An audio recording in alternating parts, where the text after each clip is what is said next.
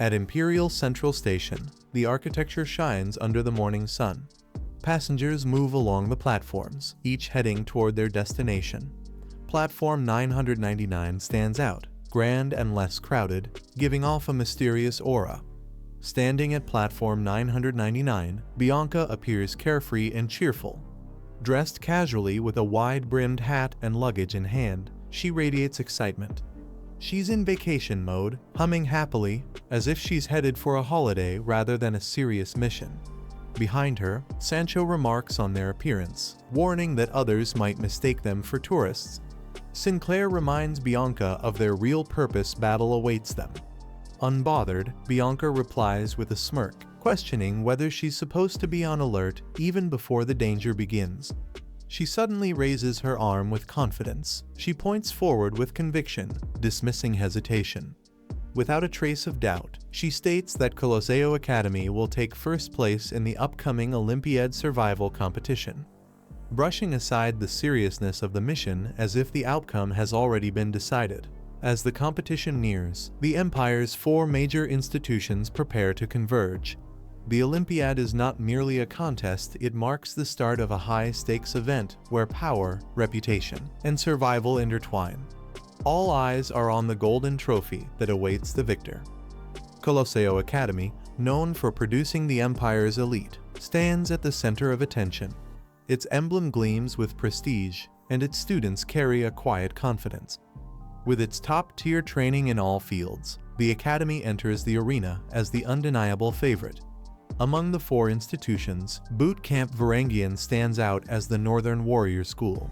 Trained to endure brutal cold and harsh conditions, its warriors specialize in melee combat wielding blades, spears, axes, and bows with savage precision. The Misira Women's University is another top contender. Mirroring Colosseo Academy in educational standards, it is known for its elite female warriors. The aura of its students commands respect, blending elegance with deadly skill. This year, the Magic Tower serves as the hosting institution. Located in the eastern region, it is a mage academy renowned for its powerful sorcery. Shrouded in mystery, its students master arcane knowledge, manipulating mana with surgical finesse. As they continue toward their platform, Tutor confirms to Bianca that the Magic Tower is indeed hosting the competition. He adds that it resides in Dortsme, a southeastern city famous for tourism. The contrast between battlefield tension and a vacation setting isn't lost on them. An announcement echoes across the platform. The Continental train is stopping at this station now. The group pauses, gazing toward the tracks. As the next stop is declared to be the Imperial Capital's central station, the team lines up near the edge of the platform. Bianca and the others exchange glances, their focus sharpened. With a sudden burst of blue light and magical sigils swirling in the air, the magic-powered train screeches into the station. Its arrival leaves a powerful impression, mixing raw mechanical force with refined arcane energy. Piggy's eyes widen in awe. This is his first time seeing a magic train. Sancho smiles beside him, sharing that he once rode it on his way to the academy. The sight stirs memories for some and excitement for others as their journey officially begins. As the group prepares to board, Bianca reminds them to keep a composed appearance.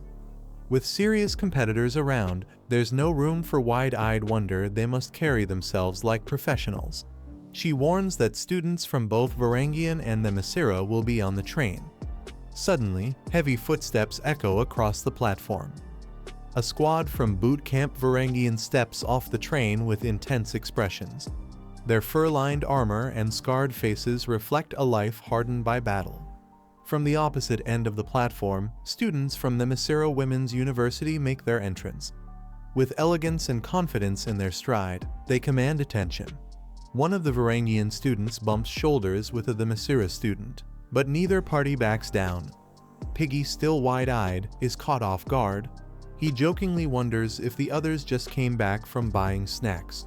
Tutor Sinclair, standing beside him, notes how thick the tension has become among the schools. Piggy then points out that things might get worse once everyone notices Sancho. Sinclair casually agrees, prompting Sancho to ask why. unaware of the history or reputation tied to his name. Sancho's confusion hints that drama may soon follow.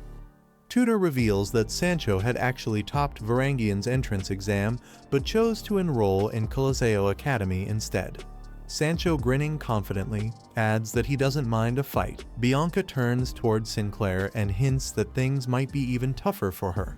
She suggests that Sinclair has drawn significant attention from rival academies as well. Sinclair admits she placed first in both the Magic Tower and the Mesira's entrance exams. Despite the achievement, she doesn't boast, just laughs softly, brushing off the pressure. As they board the train, Sinclair reflects on her situation. Coming in first made her nervous, expectations now weigh on her.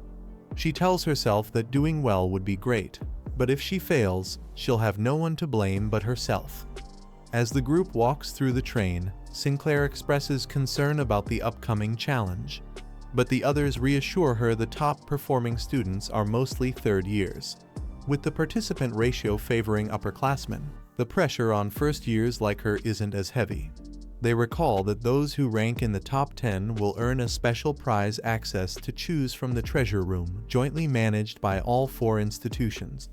Tutor confidently adds that someone from their group is bound to place high. While hanging onto the train's safety straps, Tutor mentions that it would have been better if Vikier had joined them. Bianca leans back, relaxed, as Sinclair and Piggy listen silently to the mention of this missing teammate. Tutor vents his frustration, saying Vikier abandoned them to join another team. Sancho, however, remains calm. He reminds everyone that Vikier had made a promise, and keeping one's word, especially in tough situations, deserves respect. As the train moves along, Sinclair wonders aloud if Vikier, who's in a different carriage, might get into trouble with students from rival schools. Bianca seems unconcerned at first, casually brushing off the idea of anything happening to him. But the group quickly grows thoughtful. Piggy breaks the silence. Instead of being worried about other schools, he implies they should be more concerned about the ones with Vikier. A sudden quiet fills the cabin. In another carriage, Grenell sits with his head lowered. This is Grenell the Leviathan. He's the third son of the deadly poison Leviathan family, one of the Empire's 7 great noble houses. Proclaimed a genius since childhood, he was raised never to accept being second to anyone. But that reputation shattered the day he joined Coliseo Academy. The pride of his lineage cracked as someone unexpectedly surpassed him. Grenell ranked second in the entrance exam. The one who took first place, Sinclair, a humble commoner with no last name. A fact Grenell has never been able to forget. Grenell's first ever defeat came at the hands of someone he least expected, a commoner. The loss struck deeply, not just because of pride, but because it was the first time he couldn't rationalize why he lost. Over time, something unusual stirred within him. It wasn't just admiration, it might have started the moment he first saw Sinclair. Her platinum hair, flawless skin, and gentle features left an impression even he couldn't deny. To his own surprise, Grenell began silently cheering her on. Despite trying to resist those feelings and pretending it wasn't real, the truth lingered. He was rooting for her. Struggling with his emotions, he awkwardly tried to grow closer. But bound by his pride and noble upbringing, he could only address her by the cold term commoner, a label that hurt him more than her. Just as Grenell musters the courage to speak, Sinclair unexpectedly invites someone else. Her cheerful voice calls out to Vikier, asking him to join their group. Grenell freezes, caught completely off guard. Sinclair runs past him without a second thought, dashing toward Vikier with bright excitement. A flash of raw frustration crosses Grenell's face. His eyes widen, and his clenched teeth betray the storm of emotion inside. Vikier stands calmly beside Sinclair as she chats with him effortlessly. In the next carriage, Grenell sits among other students. Meanwhile, Vikier quietly enters and takes a seat. Just as he settles in, a foot suddenly flies toward him, an aggressive act masked as casual disrespect. Vikier calmly brushes the leg aside. The others watch in awkward silence. Grenell glares at him from across the cabin, thoughts boiling inside. He can't comprehend why Sinclair chose someone like Vikier.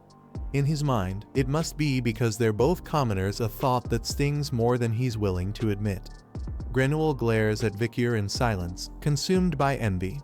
Internally, he vows to use this opportunity to defeat him, convinced that joining Vikier's group is the best way to crush him from the inside. Trying to assert dominance, Grenell casually announces he'll be the group's leader.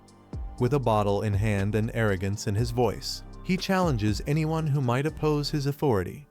Vikier stays calm and unbothered, stating he has no problem with it as long as Grenell is actually competent. Then, without missing a beat, he questions why Grenell's foot is on him.